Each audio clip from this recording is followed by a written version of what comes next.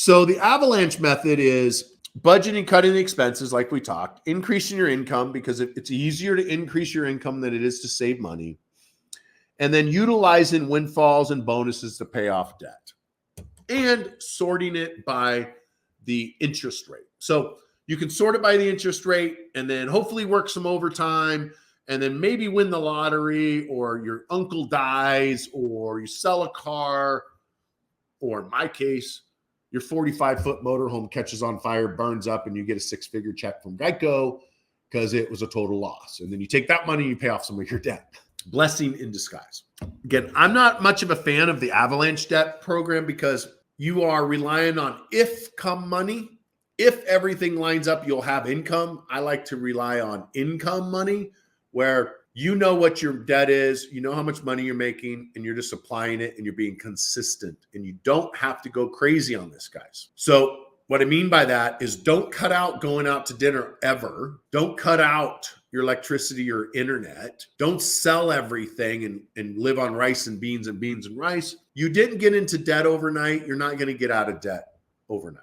Come up with your plan, stick to the plan, and just be consistent with it. So that's the Avalanche, is going the interest rate and then waiting for windfalls. Instead, I like the snowball and then work extra. And if you do get extra money, you can simply apply that money to the lowest debt on the list. Now, the only exception to this is if you have a bunch of payday loans, or if you have any payday loans.